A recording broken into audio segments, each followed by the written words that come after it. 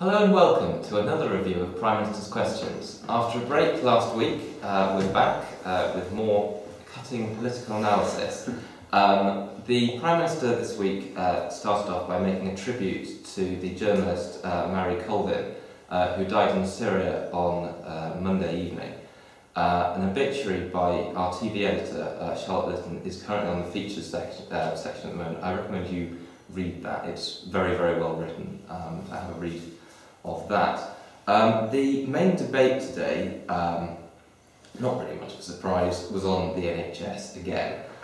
The Prime Minister held an emergency summit on Monday evening to sort of discuss this, and Miliband accused him of excluding the main health professionals at this emergency summit.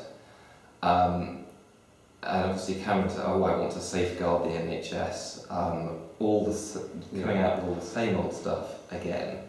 Yeah, obviously no one's in any doubt that the NHS needs to be reformed, and obviously it's still disappointing that Labour are coming up with anything apart from we just need to keep it as it is.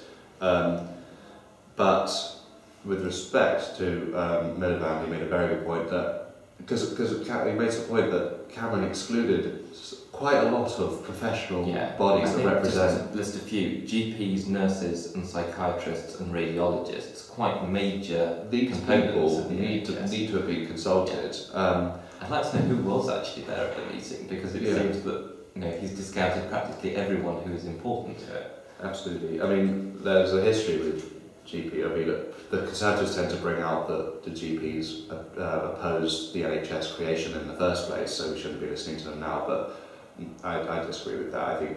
I disagree with that as a premise for not listening to them today. We should be listening to the GPs and other workers in the NHS. They are on the front line. They know what it's like, and perhaps more management responsibilities for them will be detrimental to the level of care that can be given.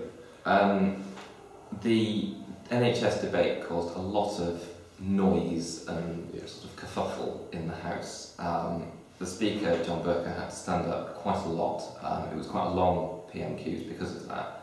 And he had to stand up and say the House should remain tranquil and statesmanlike was one of his things he had to say. And then he said, parliamentary manners should be observed. I'm not scared of anything, referring to David Cameron saying that Miliband is scared of the risk register, which they voted on last night, Wednesday evening.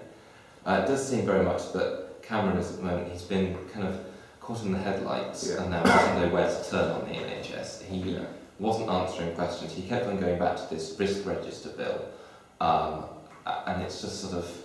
he was very much trying to deflect the questioning. At the end of the day, it's Prime Minister's questions, it's not Leader of the Opposition questions. No. So Cameron shouldn't, he was asking quite a lot of questions of Miliband, and that shouldn't happen. The government is being held to account, not the opposition. But it did seem that Cameron was very frightened of Miliband. It was interesting that after John Burker had stood up, Cameron stood up, actually when Miliband hadn't finished what he was saying. There was a massive uproar in the House about this. Which gave Steve to Miliband's final question. I can't remember what it was, but it was very... He basically called for a simple and straight answer on the NHS, which Cameron said he couldn't answer. Miliband came across as very passionate with it, and it was very impressive. I'm glad that we can finally have a Prime Minister's Questions review where Miliband has been impressive. Let's hope it continues. I don't know if that was just because it was probably one of the most noisy PMQs I ever witnessed, but it was, he seemed like someone who put sort of a bolt of electricity through it, and he was much more... Neither one perhaps, but it was a start, So that kind of debate ended with Cameron simply saying Miliband is not a leader, which sounds maybe one that, especially on the NHS, is Cameron a leader? Yeah, I mean, I don't think there's a... Miliband's not a leader. His brother's a leader, but Miliband's not a leader. But no, he was impressive today. Other topics that were discussed after the main debate were on fostering figures in Lancashire, the conference on Somalia that's going on today, and Scottish Devolution. One question that was of quite important relevance to Birmingham was from the Conservative MP Charlotte Leslie for Liverpool, asking about elected mayors. Now, a referendum will be held on whether we're going to have an elected mayor in Birmingham on the 29th of May this year. Lord Digby Jones, a big local businessman, has said he's not going to run for it, but Giselle Stewart, the MP for Edgbaston, has said that she'd quite likely to run for it, I think.